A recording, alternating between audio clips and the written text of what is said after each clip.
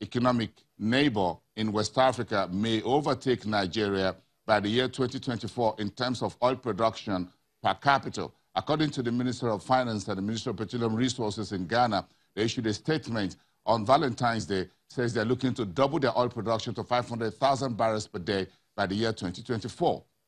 But that's not the only story. Ghana is also looking to build what you call a version of our own Ejira FPSO. That's our floating loading facility. That will be in Tema. If you know where the Community 7 is in Accra, you understand what we're talking about. Ghana is also trying to build a floating oil production facility, including a shipbuilding yard like you have at Snake Island here in Lagos. If you think Nigeria is moving, the Ghanaians are looking at us. Keep that in mind. Whoever wins this election, we have a lot on the economic front to deal with. The Ghanaians are coming. Keep that in mind. Let's get on to talk more about the elections that has been postponed and the financial markets. Jelomi Odonkaro is from Afrinvest. He's an associate. Is an associate and team lead for fixed income. Of course, last week the fixed income market finished off nicely, but this week the big story for the fixed income market is the February debt management auction, 150 billion, the same amount that was offered in January on the first quarter calendar is what the DMO will be offering this week. What will be the impact of these postponed elections on that debt offering? We're going to ask those questions on the one hand. On the other hand, you find the market trading very nicely last week. We saw a bit of a yield going round to about single digit, north of single digit on treasury bills, as the central bank continued to mop up at the treasuries window. All of that will be part of what the market will be considering this week. But more importantly, how do securities in the debt market react to elections postponement with the history of elections postponement that we're beginning to have on our electoral calendar in Nigeria?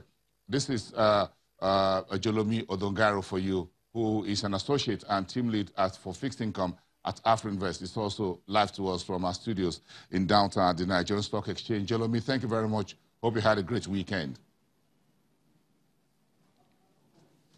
Same to you. Thanks for having me.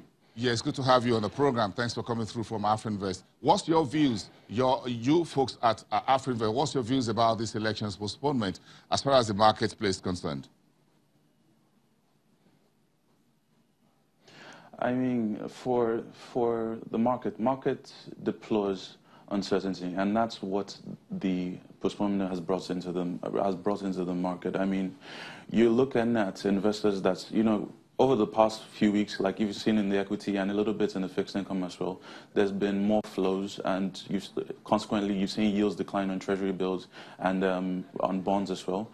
Similarly, in the equities markets, there's been quite a substantial return over the last week, and that's the more the less risk-averse money coming into the market. But what you have is that a lot of investors have been waiting for the point where we move past the political risk, where there's more clarity on the direction before coming into the market.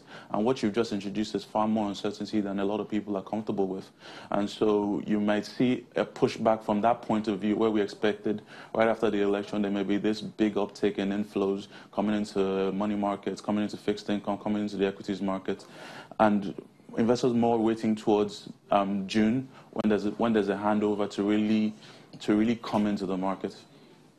Okay, so what exactly does, if we look at the long end of the market, let's stick a little bit with fixed income.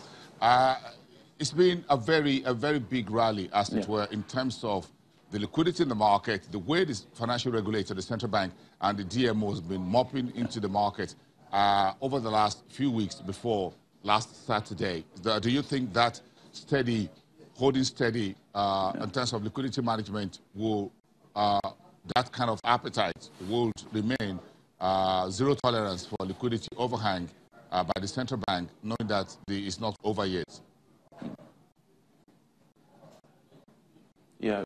So we know the reason why the central bank has continued to mop up at such a pace, and that's really to manage price levels from the perspective of also to actually manage outflows from the market, and also in a bid to stop any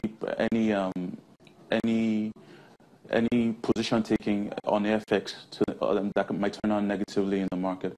So we don't expect that to change at all.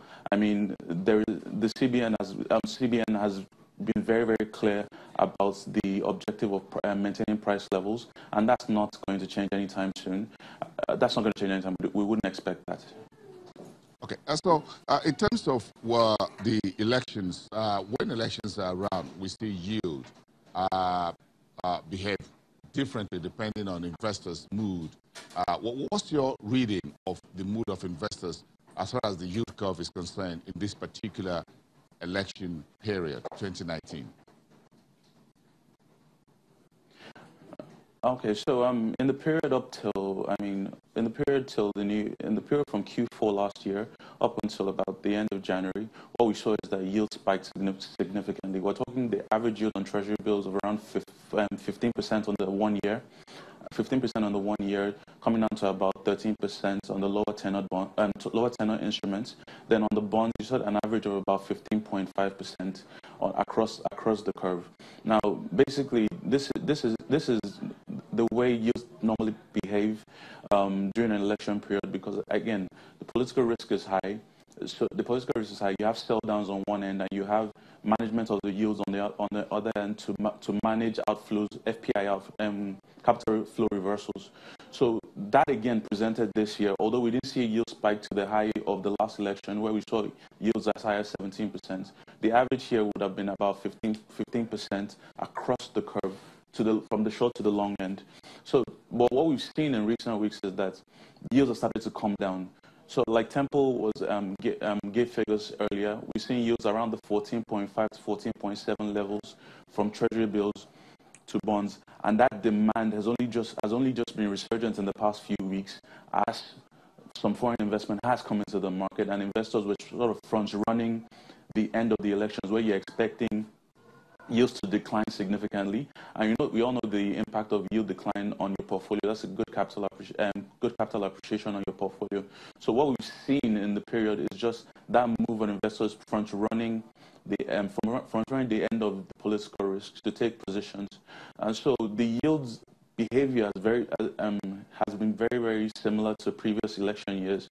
We just come to the end of it now, where we should start to see yields trend downwards.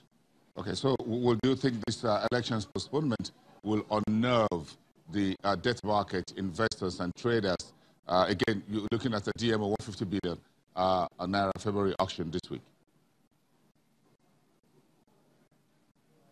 Yes, I mean, the postponement, like I said, markets deplore uncertainty, and that's what you've introduced at the moment. So at a point where you had significant liquidity coming into the market, what you would have had at the auction is a decline in yield, a decline in the final offer yields, and that's because of the amount of liquidity we would have expected in the market. But now, with investors not coming into the market over the next week as significantly as they would have otherwise, what you find is that the yields may either stay at the current levels or trend upwards slightly. At the end of the day, they're still going to try and manage the levels, but the sort of liquidity that we would have expected to come into the market at the bond auction will not come in. We wouldn't expect that to come in the same quantum. In terms of subscription and in terms of what you think the stop rate will be? Yes, in terms of, I mean, it all goes together. So the level of subscription determines the bid level, and that determines where the final offer yield will come to. Because at the end of the day, if there's enough investors that come into the market and bid lower and lower, the closing offer yield will be lower than the previous auction.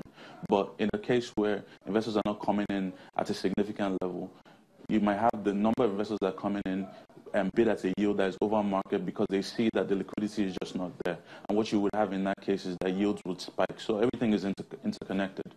Interconnected. Thank you very much. Jolomi Odongaro, who is an associate and team lead for fixed income at Afrinvest. Thank you very much for your time. Okay, the conversation will shift gear a little bit into the FX playbook when we come back after the break. What did we have on Friday? The Naira continued to hold it steady against the US dollar, or the greenback were just about 0.02% gain on the dollar at the INE window. We had a total about 1.09 billion US dollars traded at that window. Then on the street, the naira gained 0.28% against the greenback. Some good FX story, but the reserves went down just a little above $42 billion. That's the story that's causing some folks to ask questions. What's happening to our FX reserves? They run up to the elections, but of course, if you know the history, our FX reserves always nosedive during elections period. So what is it about? We'll talk about that when we come back after this break. Take you 2 minutes, everyone.